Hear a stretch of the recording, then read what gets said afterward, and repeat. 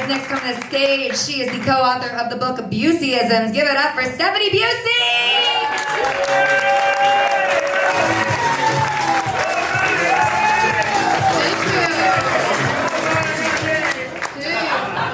So I guess we all can hear that my husband is here tonight. 11 years ago, Gary Busey asked me to marry him, and I said yes. Apparently brain damage is contagious.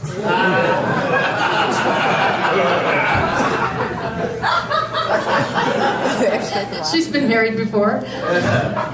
Well, when people find out we're together, they always ask me the weirdest questions. They'll be like, so tell me, what's the most disappointing thing about being married to Gary Busey? I love her. I'm like, I don't know, finding out he wasn't Nick Nolte?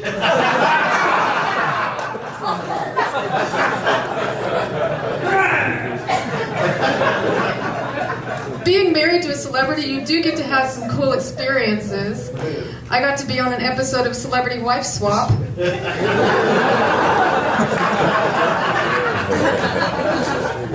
For 2 weeks, I got to be the wife of Ted Haggard. In case you don't know who that is, he's the evangelical pastor who got caught doing crystal meth with a gay male prostitute. Never in my life did I think I would ever crave the predictable stability of being married to Gary Busey. Actually, after 11 years together, we're not even really married. I don't believe in marriage. I just think it's a racket. My friend is like, Steffanie, I don't understand. You're not married, you don't believe in marriage. Why do you wear a wedding ring? I'm like, because Shannon, I 100% completely believe in jewelry.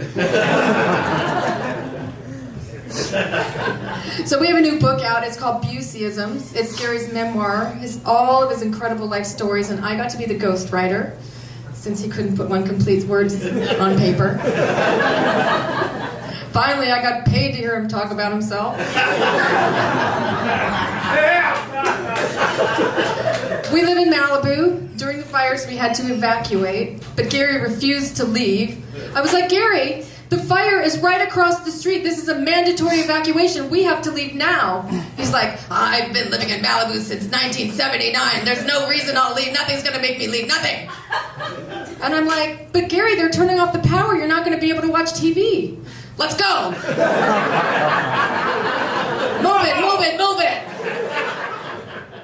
I was very methodical about the evacuation. I closed all the windows. I brought all of our important things that I thought that we would need. All the while, Gary was just sitting there dazed and confused, licking his teeth. I'm like, what is wrong with you? Do you have cotton mouth? Sure enough, in our moment of crisis, he pops an edible.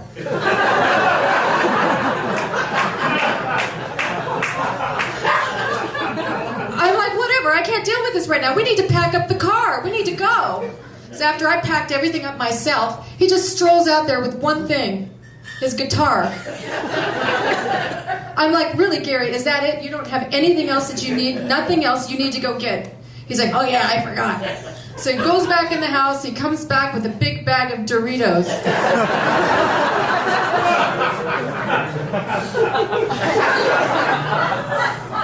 I'm telling you, the evacuation was terrifying. There was fire all around us, smoke everywhere, Gary babbling in the car. And at one point, Gary did almost die. Because I almost strangled him! So we have an incredible 9-year-old son. His name is Luke. When I first had him, I never wanted to leave the house, but I made myself. Luke was about 3 years old. Before I left, I gave very specific instructions. I said he has dinner at 6, he goes to sleep at 7, and you have to give him a brand new diaper before you tuck him in. Luke was like, don't worry, Mommy, I got this. Dad will be fine.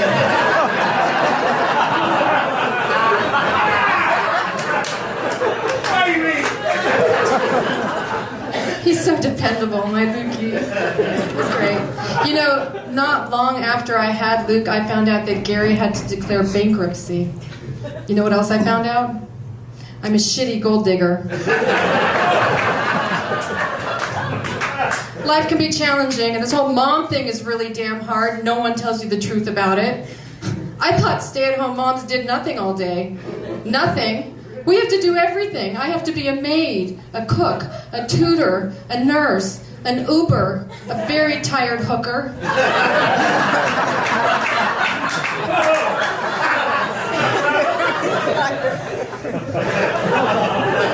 And nobody tells you that kids are barbarians. I mean, they are like natural-born barbarians the second they come out. It's like you have to reel them in right from the start. It's a never-ending game of good cop, bad cop. Except in my house, it's more like good cop, call the cops. It's not fair. I always have to be the bad cop. He always gets to be the good cop, and Gary's always the drug addict.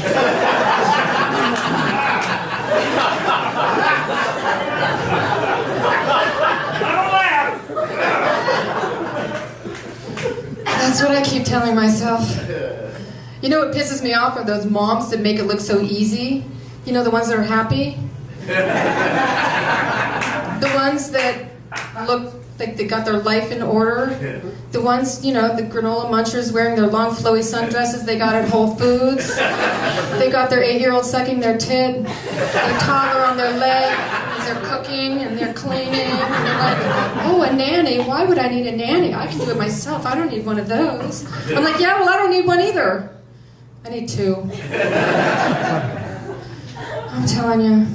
You know what I can't stand? I can't stand getting parenting advice from Gary. It goes like this. Steffanie! I forgot what I'm gonna say. Can you make popcorn?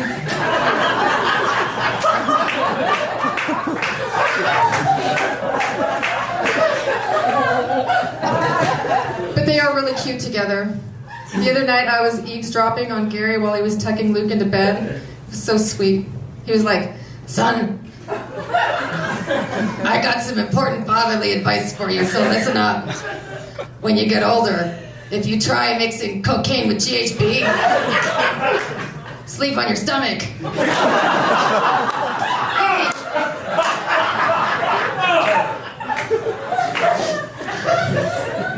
So Luke's already in the 3rd grade. I can't believe how fast it's all flying by so fast.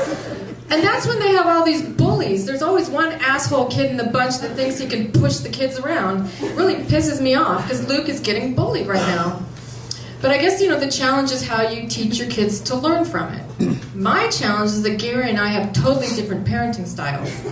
He's more esoteric, I'm more direct. He'll be like, Luke, don't worry. There's this thing called karma that'll get him in the end. And I'm like, karma, yeah. I don't know, sweetie, that takes a really long time. I think you should just clock that fat douchebag right in his nose, make it gush. Telling you, the Malibu lifestyle is not all it's cut out to be, I'll tell you that. In fact, before I moved into Malibu with Gary, I lived in Sherman Oaks, and I was perfectly happy right there, living close to my friends and family. But I did eventually meet some Malibu moms. I was really intimidated in the beginning because they are put together. But they did warm up to me. They were like,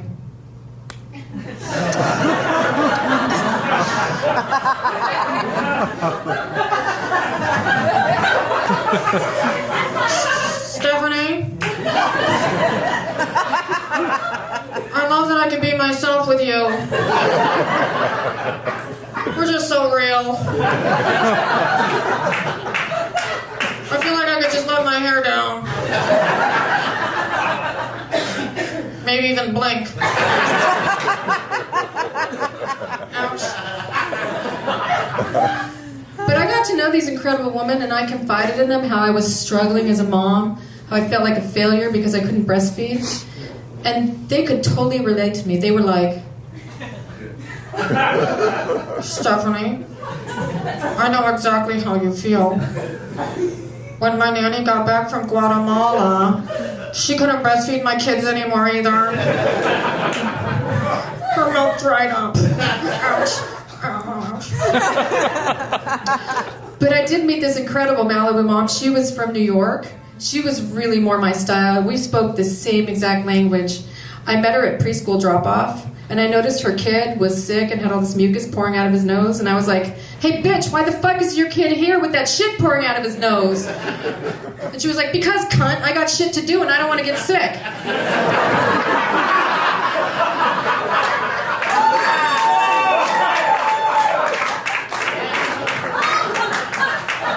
We've been best friends ever since. Listen, you guys have been incredible. Before I go, I thought I would let you know that Gary and I will be selling our book out of our van at the Wells Fargo parking lot after the show. Thank you.